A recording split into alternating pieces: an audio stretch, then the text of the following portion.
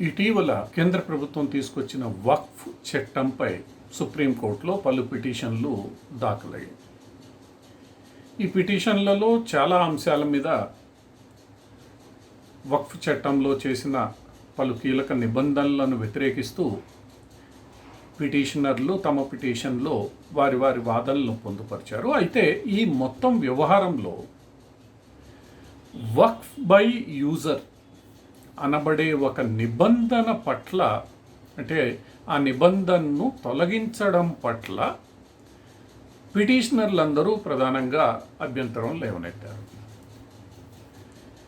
Waqf by user పట్లనే అంతగా అభ్యంతరం లేవనెత్తడానికి కారణాలు ఏమిటి అని నిశ్చితంగా పరిశీలిస్తే, వక్ఫ్ బై యూజర్ అంటే ఎక్కడైనా ఒక స్థలాన్ని ముస్లిం మతస్థులు తమ మతపరమైన లేదా తమకు సంబంధించిన ఆచార వ్యవహారాలను నిర్వహించడానికి ఉపయోగిస్తూ ఉంటే అది కొంతకాలం తర్వాత వక్ఫ్ ఆస్తిగా పరిగణించబడుతుంది. దీని అర్థం ఆ స్థలం, ఆ పనికి ముస్లింలకు ఎవరు ఇవ్వకపోయినా, ఎవరు ప్రత్యేకించి దాని యొక్క ఓనర్ ఎవరైతే ఉన్నారో వాళ్ళు ఈ పనికి ఇది వినియోగించుకోవాలని చెప్పకపోయినా, సూచించకపోయినా కొంతకాలంగా అది మతపరమైన వ్యవహారాలకు వినియోగించబడుతుంది కాబట్టి అది వక్ఫ్ ఆస్తిగా మారిపోతుంది. ఇక్కడ ఉన్న చిన్న లొసుగును ఉపయోగించే ఈ ముస్లిం రాజకీయ నాయకులు ఎందరో ఆస్తులను, ముఖ్యంగా ప్రభుత్వ ఆస్తులను కబళించడం ప్రారంభించారు.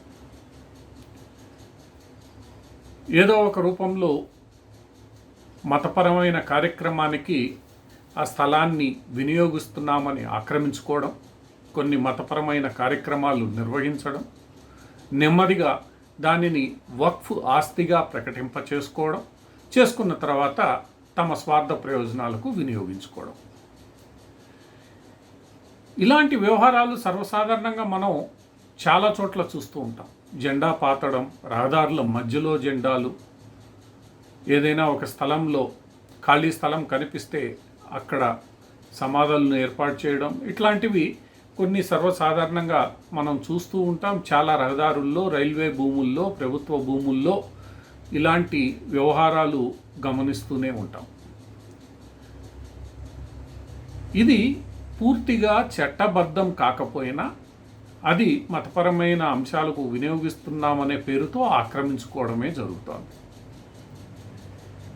వక్ఫ్ అంటే ప్రధానంగా ఎవరైనా ఒక మంచి పని కోసం ముస్లిం మతపరమైన ఆచార వ్యవహారాలను అనుసరించి ముస్లింలలోని పేదలకు, నిరాశ్రయులకు మంచి చేయ తలపెట్టి ఇవ్వడం, అంటే దాన్ని వాళ్ళు ఈ మంచి పని చేయడానికి, వినియోగించుకోవడానికి ఆ సదరు ఆస్తిని ఇవ్వడం, దాన్నే వక్ఫ్ అంటారు. అది మతపరమైన అంశాలకు వినియోగించుకోవచ్చు, లేదా తమ మతంలోని నిరుపేదలు, నిరాశ్రయులు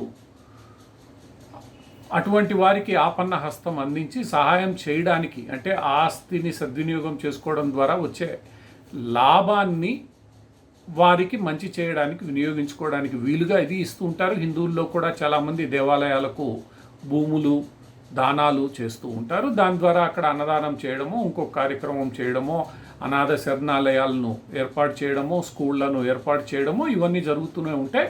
అదే భావనతో ఈ వక్ఫ్ కింద ముస్లింలు బహుమానంగా ఇస్తూ ఉంటారు.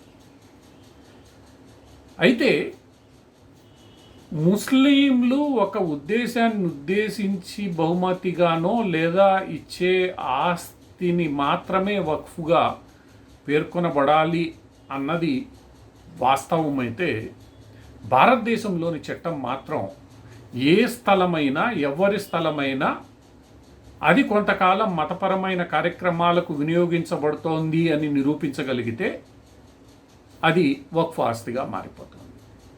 అంటే ఎవరైనా బలవంతులు బలహీనులైన ఆస్తిని ఆక్రమించుకొని అందులో మతపరమైన కార్యక్రమాలు నిర్వహించడం జరుగుతోందని పేర్కొంటే అది ఆ వక్ఫ్ ఆస్తిగా మారి ఆ సదరు వ్యక్తుల చేతుల్లోకి వెళ్ళిపోతుంది. ఇక్కడే ఈ మొత్తం వక్ఫ్ ఆస్తుల యొక్క దుర్వినియోగానికి బీజం పడింది. ఈ బీజం పడ్డానికి కారణం కాంగ్రెస్ పార్టీ తీసుకొచ్చిన ప్రత్యేక సవరణే.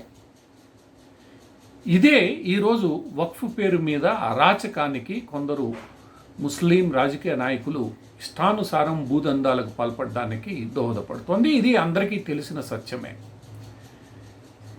ఇష్టానుసారం తాము దోచుకున్న ఆస్తి ఈరోజు ఎక్కడ తమ చేజారిపోతోందన్న భయంతోనే ఈరోజు రాజకీయ నాయకులు వక్ఫ్ చట్టాన్ని వ్యతిరేకిస్తున్నారనడంలోనే ఈ పిటిషన్లలో లేవనెత్తబడిన ఈ అభ్యంతరం మనకు స్పష్టం చేస్తుంది. ప్రధానంగా వక్ఫ్ బై యూజర్ మీద ఈ పిటిషన్లన్నీ కేంద్రీకరించబడడం, దాని మీద తమ వాదనలు వినిపించే ప్రయత్నం చేయడం. ఎందుకంటే వక్ఫ్ బై యూజర్ను ఈ కొత్త చట్టం తీసివేసింది కాబట్టి ఈ రేపు ఇష్టానుసారం ఏదైనా భూమిని తాము వినియోగించుకుంటున్నాం కాబట్టి తమదని ప్రకటించుకోవడానికి వీలు లేకుండా పోవడంతో ఈ బకాసురుల దందాకు అడ్డం పడినట్లు అవుతోంది. ఏది ఏమైనప్పటికీ కేంద్ర ప్రభుత్వం తీసుకొచ్చిన చట్టం ఇప్పుడు సుప్రీంకోర్టు పరిశీలనలో ఉండడం, సుప్రీంకోర్టు కూడా వాస్తవాలను గ్రహించి దీనిపై సరైన నిర్ణయం వెలువరిస్తుందనే ఆశిద్దాం. తద్వారా ఈ భూబకాసురుల భూదందాకు, భూమిపై పెత్తనం చెలాయించడాన్ని, ఇష్టానుసారం ఆస్తులను ఆక్రమించుకోవడానికి అడ్డుకోట వేయడానికి సాధ్యమవుతుందని భావించవచ్చు.